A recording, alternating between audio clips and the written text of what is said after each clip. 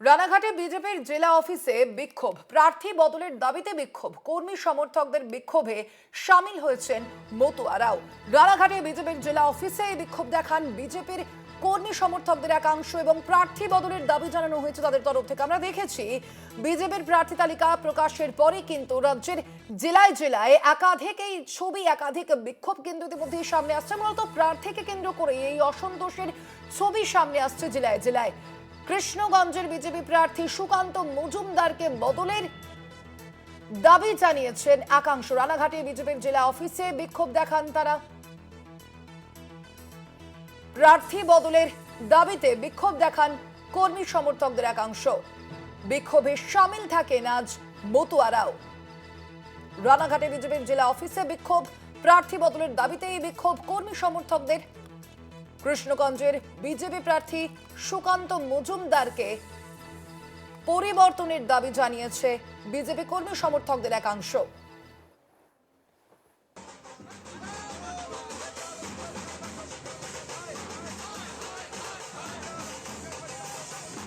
কথা বলবো আমরা এই বিষয়ে। আমাদের সঙ্গে ফোন লাইনে রয়েছেন প্রতিনিধি রূপম রায়। রূপম, ঠিক কি কারণে বিজেপি প্রার্থীর বিরুদ্ধে এই বিক্ষোভ দেখাচ্ছেন বিজেপি কর্মী সমর্থকদের একাংশ?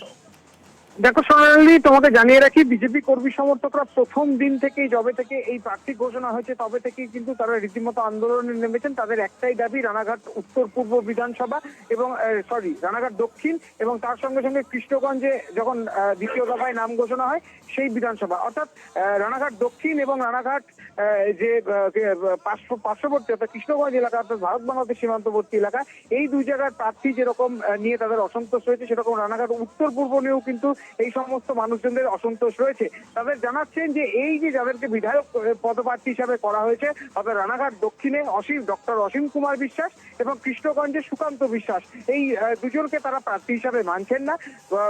প্রথমত কথা, রানাঘাট দক্ষিণে যে ডক্টর অসীম কুমার বিশ্বাসের নাম ঘোষণা হয়েছে সেখানে বিজেপি কর্মী সমর্থকদের দাবি তারা এই প্রার্থীকে মানবেন না। তার কারণ এই প্রার্থীর বিরুদ্ধে একাধিক অভিযোগ তারা দেখাচ্ছেন এবং তারা বলছেন যে ইনি ভুয়ো ডাক্তার এবং বিজেপি কর্মী সমর্থকদের সাথে তাদের কোন রকম তার যোগ সাজস নেই, কোনোদিন সমর্থক তো দূরে থাকা, তার কর্মী সমর্থকদের সাথে কথা পর্যন্ত বলে না।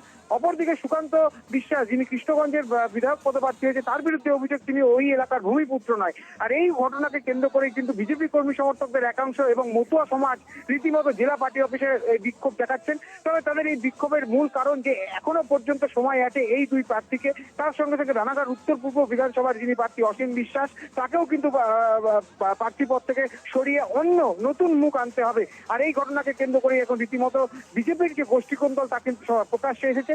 যদিও এই গত 2 থেকে 3 দিনে বারংবার দফায় দফায় কিন্তু বিক্ষোভ দেখিয়েছে এই বিজেপি কর্মী সমর্থকেরা, কখনো রাস্তায় টায়ার জ্বালিয়ে, কখনো বা জেলা পার্টি অফিসে মতুয়া সম্প্রদায়ের মানুষজনকে সঙ্গে নিয়েছে। অর্থাৎ বর্তমানে রানাঘাট দক্ষিণ সাংগঠনিক জেলা বিজেপির পক্ষ থেকে যে তিনটি বিধানসভা কেন্দ্র, যেমন হচ্ছে রানাঘাট দক্ষিণ, রানাঘাট উত্তর পূর্ব এবং তার সঙ্গে সঙ্গে কৃষ্ণগঞ্জ বিধানসভা, এই 3 বিধানসভা কেন্দ্রের প্রার্থী বদল নিয়েই কিন্তু এখন রীতিমতো ক্ষোভের সৃষ্টি হয়েছে বিজেপি কর্মী সমর্থকদের মধ্যে। তবে এর মধ্যেও যদি বিজেপি এই প্রার্থীদেরকে না সরায় তাহলে তারা বৃহত্তর আন্দোলন প্রয়োজনে নির্দল প্রার্থী দাঁড় করানোর হুঁশিয়ারি দিয়েছেন। তবে কৃষ্ণগঞ্জ বিধানসভা বিশেষ করে যেখানে দাঁড় করানো হয়েছে এই সুকান্ত বিশ্বাসকে, তিনি কিন্তু যুব মোর্চার জেলা সভাপতিও, তারপরেও কেন এরকম রীতিমতো বিজেপি কর্মী সমর্থকদের এই রাগ বা এই ক্ষোভ, তা নিয়ে কিন্তু বড়সড় প্রশ্ন উঠছে বিজেপির অন্দরে। ধন্যবাদ তোমায় রূপম।